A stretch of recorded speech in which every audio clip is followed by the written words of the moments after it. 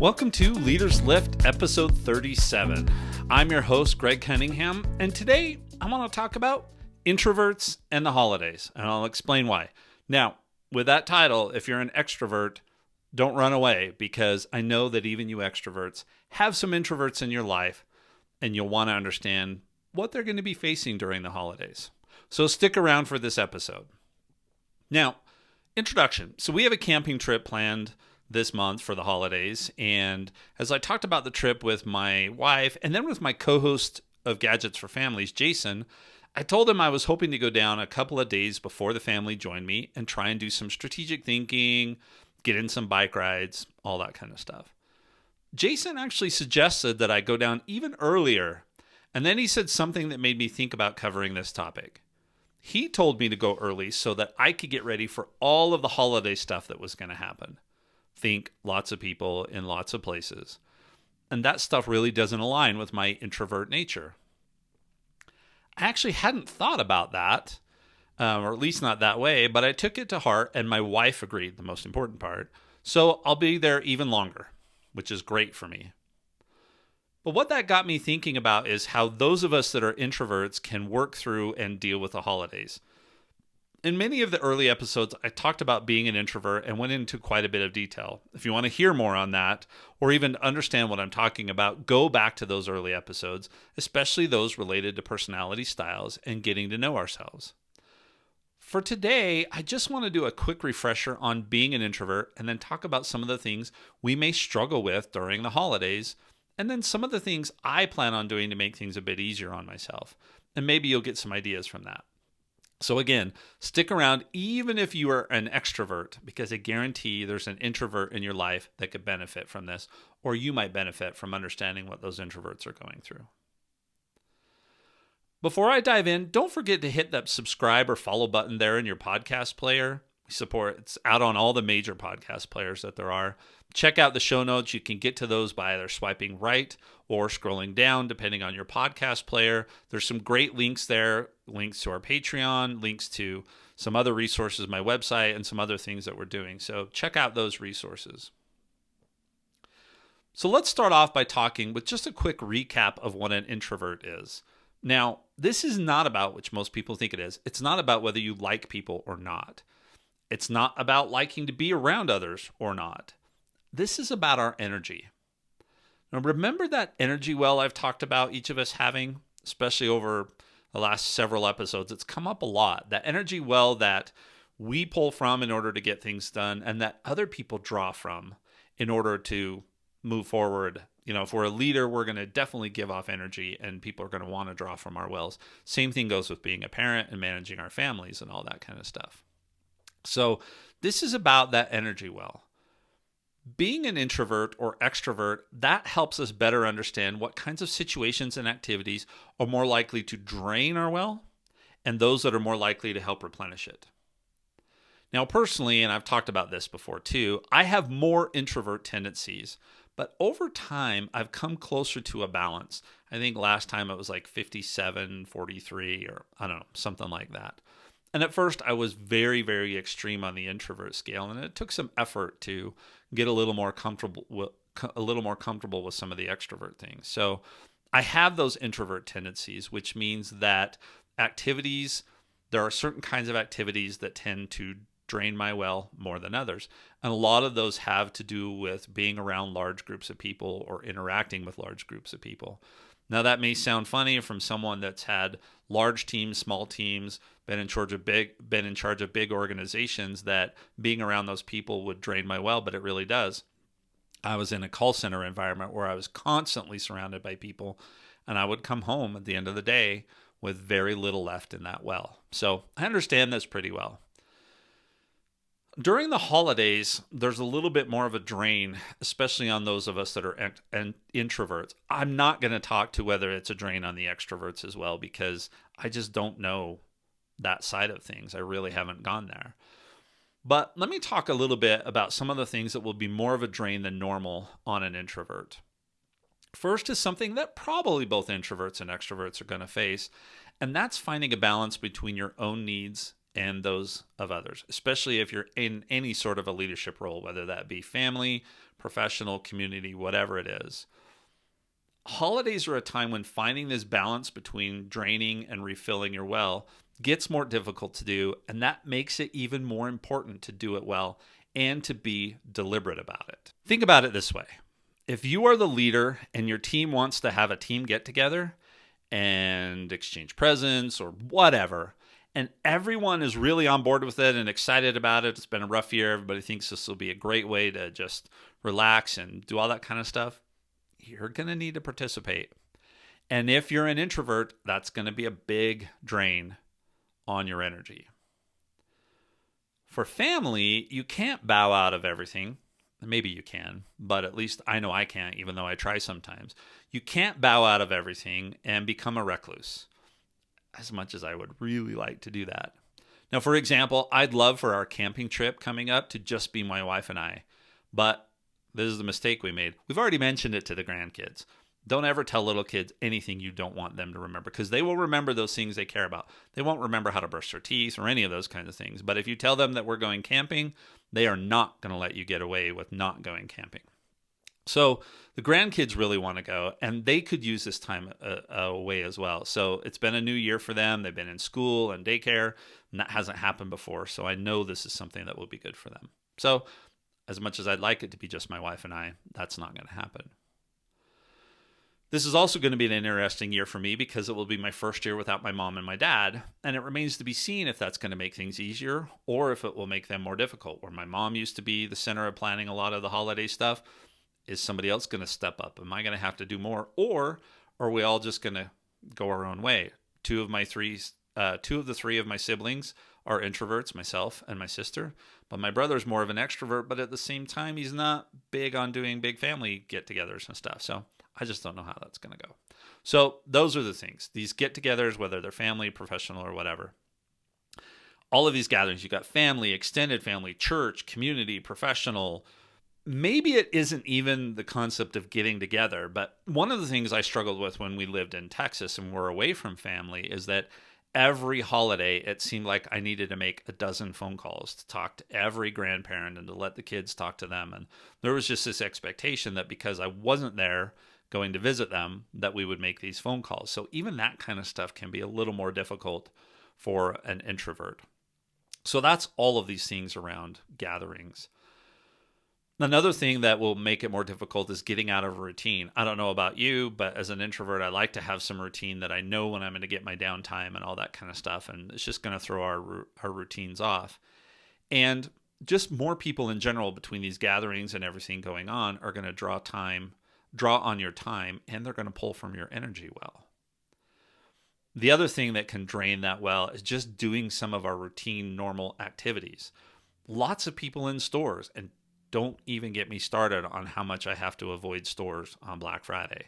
But even just going out for groceries, pickup. I'm just saying, introverts and pickup, that's a great combination. But a lot of people in stores, a lot of traffic, and that's one of the reasons I live in a small town, but anywhere we go, we're going to have more traffic. Last night, we were out at a restaurant, and it was way busier than I expected it to be, and we aren't even into that holiday season yet. So more people in those areas where maybe you haven't had to face that for a little while. And then there's also this additional stress. Part of it is pressure, but part of it is all these other things that come up. So if you've got kids, you've got school stuff going on. If you've got work, you're taking time off, or you're preparing to take time off, or you're covering for those taking time off, or you're trying to balance everybody wanting to be off, the week between Christmas and New Year's. And so those are the kinds of things that just add additional stress. Trying to get things done, if you're one of those that's still going to be in the office or working, trying to get things done when everybody else you need to get something done has taken time off. Stress. And those things increase the stress level and drain the energy out of our well. So it's all those stresses building up. Then you have the stress of having to worry about doing all of these unusual things. There's a lot of financial pressure during the holidays, right, wrong, or whatever. I think it's just there. It ties into gift-giving pressure. Might apply to both, but finding the right gift for the right person could mean having to do all of these things I just talked about that are additional stressors. So Those are all of the things that will be more difficult during the holidays for an introvert. Now, I said this already, but some of those could apply to an extrovert as well. I just don't know because I'm definitely on the introvert side of things. So if you're an introvert and you're nodding your head going, yes, all of these things are coming up, hopefully you'll understand that there's more of us out there. We feel your pain. And if you're an extrovert and you're going, oh, that's why my introvert, that key introvert in my life, struggles more during the holidays. I now understand where some of these additional things come from. Then that would be worth it, even just listening to this much of the podcast. But don't go away, because there are ways to work through these challenges. And let me just start with a quick overview. Jason suggested that I go so that I could store up and get prepared for all of these family things and the other things that are going on during the holiday. I'm not quite sure how much that idea of me storing up and getting ready and preparing myself. I mean, it's not like running a marathon where I'm doing all those exercises and stuff, but I do think there's something to that. So that is part of a solution, but it is not the full solution. Ideally, in order to work through these challenges, we need to prepare so we can be deliberate. You knew that word was coming. We need to know what to do during these holidays, what types of things we need to be focused on in order to not have our wells go into critical state. And then we need to find some recoup time afterwards. Most of us are going to have to do that. So let's talk about preparing. First, make sure you understand your personality style, introvert or extrovert, and refresh yourself on what that means. Now, listening to this episode is a good start, but you can also go back to those other episodes or just look it up. But be careful to not fall into that trap of, I'm an introvert, so I don't want to be around anybody. That's actually not a good thing, and that's not really the definition of an introvert. So understand yourself. Second, do a little bit of planning. I'm not saying you have to build spreadsheets or project plans or any of that kind of stuff, right? But just a little bit. Identify first when you're most likely to feel drained. Is that after the giant family dinner, other than the tryptophan from the turkey kicking in? Is it because you had 30 people in the same room eating food and talking all at the same time? Maybe. Is it after Christmas morning, especially if you have young kids or have the expectation we had as kids, which was to visit each set of grandparents on Christmas Day? So you have this whole Christmas morning thing and then you just repeat it several times during the day. Is that when you're going to be the most drained? Whatever it is, those are just some ideas behind when you might feel the most drained here during the holidays. And then that's the time, as you identify those, identify what you're going to do about them, but identify it now. Identify the small or even bigger things you'll do while everything is going on. So, yes, we're going to have Christmas morning, and then, yes, we're going to have to go to all of these other grandparents. Am I going to take a break in between? While they're at certain grandparents, can I be more in the background and not have to be in the middle of things? Or am I just going to have to get through it Christmas Day, and I'm going to plan on going to bed at 6 o'clock Christmas night and sleep for 15 hours? Figure out what you can do about that. Little things, big things, whatever the case may be. One of the things that I found key, and you'll see this a little bit later when I talk about some of the things that I'm going to do, how I handle family gatherings and stuff like that, is to set expectations with those closest to you. Now, in particular for me, this is my wife. How do I set expectations with her? Now, she's got a pretty large family. There's 6 additional siblings besides her, married, grandkids, all of that kind of stuff. So you can imagine when they have family reunions during the summer, how many people show up. But she and I have worked through this over time, and I've set expectations with, I can't do it all. So it's super important to set those expectations up front. Let them know, hey, this is when I'm going to be the most stressed. This is what I kind of want to do about it. And work together, again, on how to balance your needs with the need of those other people in your life, especially that most significant person that you need to find those balance with. Now, one of the other things that I really think you should do is figure out how to handle family gatherings. And like I said, this is something my wife and I have worked out over time. But when we first got married and would go to family gatherings, we lived close. So it wasn't just big family gatherings, but it could be just a weekend where they all decided to get together, whatever the case may be. It was interesting that her and all of her sisters, there's 5 sisters and 1 brother, or 6 sisters and 1 brother in the family, but her and all of her sisters would get together and the kids would all go out and play and the sisters would be talking and playing games or whatever the case may be. And all of the son-in-laws and my father-in-law, we would be in the basement watching James Bond marathon. Thank goodness there's a James Bond marathon on most holidays. pick whatever it is, James Bond, football, or whatever the case may be. We would all be in the basement. We kind of all knew which chair was ours. And we were very tolerant of all the napping that happened because you could just drop off at any time. Didn't matter if you stored or any of those kinds of things. So at first, that was what helped me get through some of these big gatherings, especially where I was a little different from the rest of the in-laws, that all of them were in construction or knew about construction and all that kind of stuff. And so they would start talking shop and I was out of it. I'm a computer guy, not a build a house kind of guy. So that's how I got through those. And that was fine for a long time. It was a good arrangement because my wife needs to be around people. She's definitely an extrovert to refill her well. And I needed to not, but that was enough that we could find a good balance. So she would go do all those things with their family and nobody was offended that we weren't down there. But as we've developed our relationship, it's been easier for us to recognize the things that each of us need and to not put pressure on the other to participate.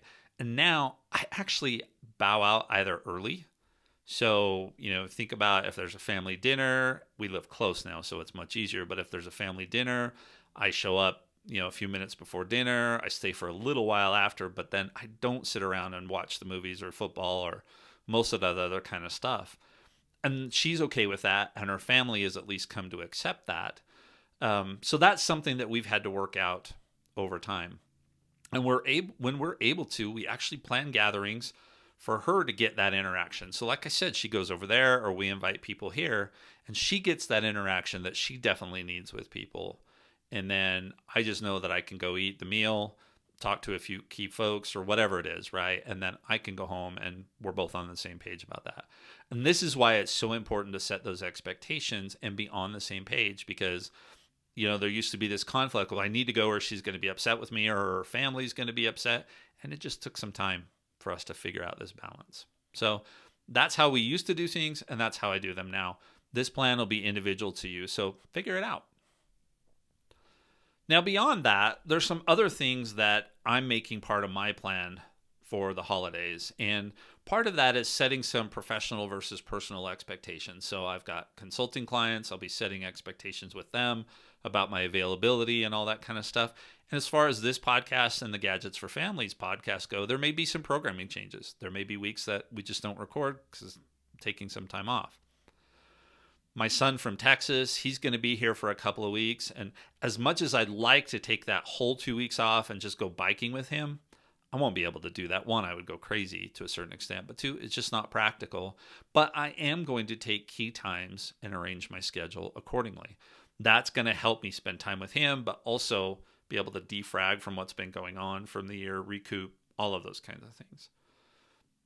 Now, I do recognize that many of you have jobs that won't allow this. So I've got some flexibility built in right now. My recommendation is if you can't or don't have this flexibility, is just find a way to work around what you can. Be deliberate about it. Pick those moments, pick the times, pick the little things or the big things that you're going to do. Don't just assume that things are going to work out, especially for introverts. If you just say, I'm going to spend all of my time doing the family stuff and working, I don't know how well you're going to come out of the holidays, right? You're probably going to be pretty drained and it's going to be tougher than it needs to be. This holiday season is supposed to be good. Now, I recognize that a lot of people struggle during the holidays for a lot of the reasons I've talked about.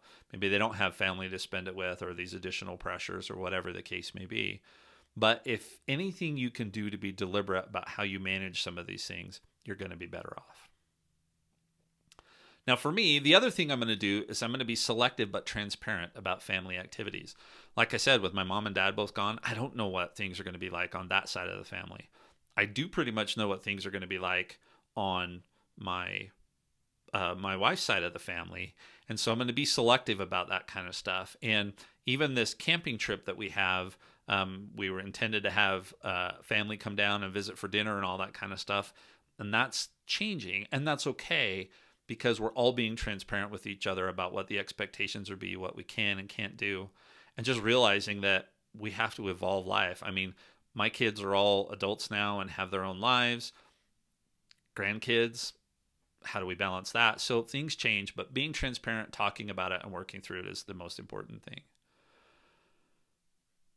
One of the stressors I'm going to have, but I think it'll be fun, I don't know how much it's going to really drain or refill my well. Is I put up a Christmas village every year, and that's something that's great for me. I enjoy doing it. I put on my headphones, I listen to Christmas music, and I get my village set up just the way I want it. Well, I've got the three grandkids here this year, and they're so excited to help me put up my little houses. So I'm going to let them do it. I'm planning on letting them do that, and we'll see if I have to do some recoup or some rebalance after the fact. But I'm making that deliberate plan. It's a choice. Whether it drains or refills the well, I don't know, but it's a choice that I'm making. I'm also going to get some camping in. We've got a trip coming up. It is more complicated because it's gotten pretty cold here and we're going to start coming up on snow. So it's not as simple as just running up the canyon or going to our favorite camping spot, which is an hour away because that's north and colder and more snow. So I have to be more deliberate about this one, require some more planning, but got some plans for something over the holidays when my son's here and stuff like that. So going to try and do at least a little bit of that.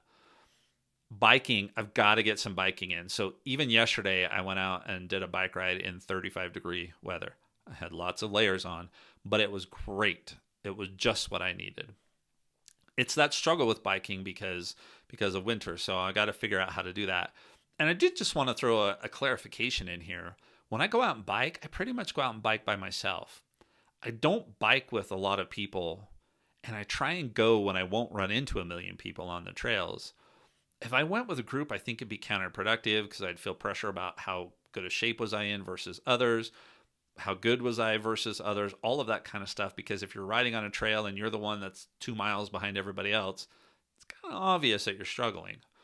We took the scouts a few years ago to Moab and did a bike ride on Slick Rock and some other places down there. And that was great, but it was a very stressful time for me. And I wasn't technically the one completely in charge of it, but it was super stressful about making sure everybody was safe and had a good experience. And, all of those kinds of things that go along with taking 15 boys on a trip like that. So what I do plan on doing is taking a ride or two with my boys. The girls aren't into biking, but with the boys, we may go down and do a couple of days of riding or something like that.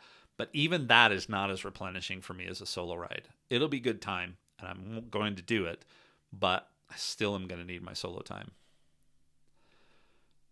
The other thing I'm planning on doing is a lot of reading. I've been on a reading kick lately. All of a sudden, I decided I needed some new books. I like to reread books on a regular basis, but all of a sudden I decided I needed some new books, and I've read 5 or 6 brand new books over the last, let's say, month, something like that. So I plan on doing some more of that. I've got a list of books I'm going to read. That's going to be my solo time, really get away from everyone. And then the other thing I'm going to work on that I would suggest you really think about here is I'm going to try really hard. How successful I'll be, I don't know, to not put any new pressure on myself and hopefully come out of the holidays with more energy in my well than I have right now. I mean, it's been a long year. There's been a lot going on, and I've had some ups and downs as far as energy goes. But I definitely see that I need some time. This camping trip coming up where I'll be solo for a few days will be good. But I don't want to put this pressure because that just drains the well. I don't need the holiday pressure plus my own personal pressure. It's not easy because I know how my brain works. My brain wants to be moving forward. I've talked about this in other episodes. If you're like me, you always want to be making progress and doing things. So I got to try and back off of some of that, especially during key moments.